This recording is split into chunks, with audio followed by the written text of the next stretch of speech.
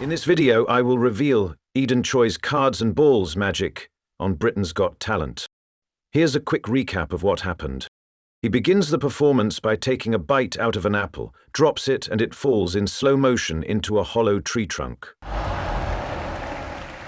Right after that, smoke starts pouring out of his mouth, followed by the sudden appearance of a single card. Then, timed with the beat of the music, he produces cards rapidly.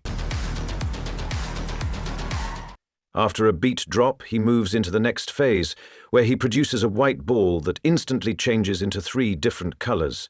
Each of these balls then visually multiply in his right hand. Then he produces a single card from his empty hands.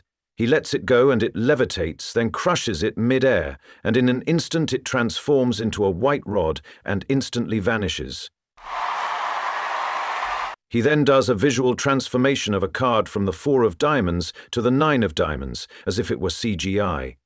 As soon as he lets go, the card spins rapidly, changes color, and vanishes into confetti, ending the act with a bang. So what's the secret behind his tricks? He performed a total of 4 tricks, which I will explain one by one. Starting with the first one, the slow-motion apple falling into the trunk. That apple wasn't just there for aesthetics, it actually had something inside it. And that something can be spotted right here when he brings his mouth close to the apple. What he actually does here is inhale smoke from a vape that's hidden inside the apple. That's why he keeps his mouth close to it without really showing that he took a bite out of it. As for the slow-motion moment, it's pretty obvious the apple is dangling from an invisible thread. But what system did he use? The device he used is an invisible thread retractor reel. This right here is the clip that's attached to the inside of the magician's clothing. The invisible thread is pulled out and attached to the apple. The thread runs from the back of his arm, between his thumb and index finger. The retractor reel has a limited amount of pull strength, and the fake apple is heavier than a ring, which this device is usually used for. So it drops slowly, since it's basically fighting against the tension of the reel trying to pull the thread back in. In the next trick, where he rapidly starts producing cards from both hands, that's actually a move in card manipulation called perfect production. He's holding a packet of thin manipulation cards. These cards are produced one by one, just like you're seeing here, from his perspective. You'll also notice these cards have no back design, since they are specifically for card manipulation. Their backs are skin-colored, which helps hide the card within the hands during different manipulation techniques. After this, he takes things to the next level by rapidly changing the color of a white ball and then multiplying it within his hand. I'm going to show both the exposed view and the performance side by side. He starts off by holding a white ball in his right hand, but in his left hand he is secretly holding a gimmicked ball, which is made up of a green shell and a red shell placed over a blue ball. He positions the white ball directly above the gimmicked one, making sure the red shell faces the audience. The moment he drops the white ball, he grips it with his left hand while revealing the red shell. Then spins the gimmick ball 180 degrees, revealing the green side. He temporarily hides the gimmick ball again and reproduces the white ball, hiding it between his fingers while showing the same green side again. He then rotates it 180 degrees once more, setting up for the multiple ball production. This part works by gripping the gimmick ball between the thumb and index finger and peeling away each shell one by one. From the audience's point of view, it just looks like he's producing ordinary balls, but we can see 2 of them are different colored shells. Now comes the most interesting trick, the one you were all waiting for, the floating card transformation into a rod.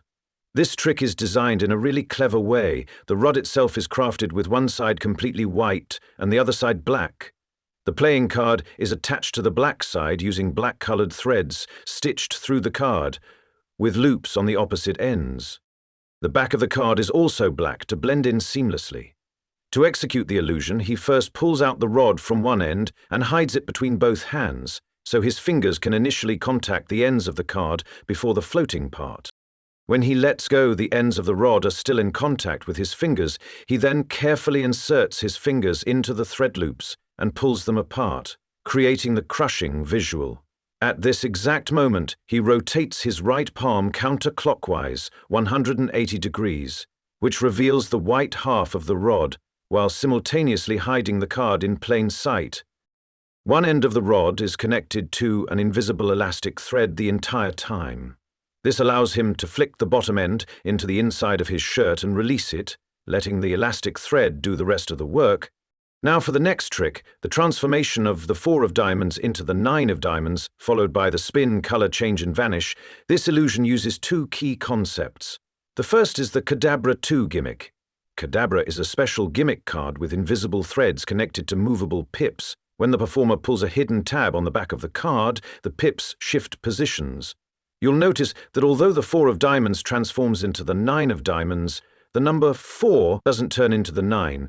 But that doesn't really matter because he's performing for a crowd that's seated far away and they're unlikely to catch that detail.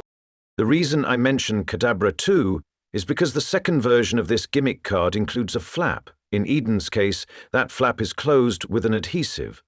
The flap loosens instantly with a quick jerk of the wrist, and the spinning motion of the card helps loosen it even more. Since the back of the card is black, he can easily twist his wrist and press it against his chest to completely hide the gimmick. You can even catch a glimpse of the clip attached to the inside of his middle finger, right here, as he carefully removes it at the end to finish the performance clean. Behind this mask, only the truth remains till we meet again.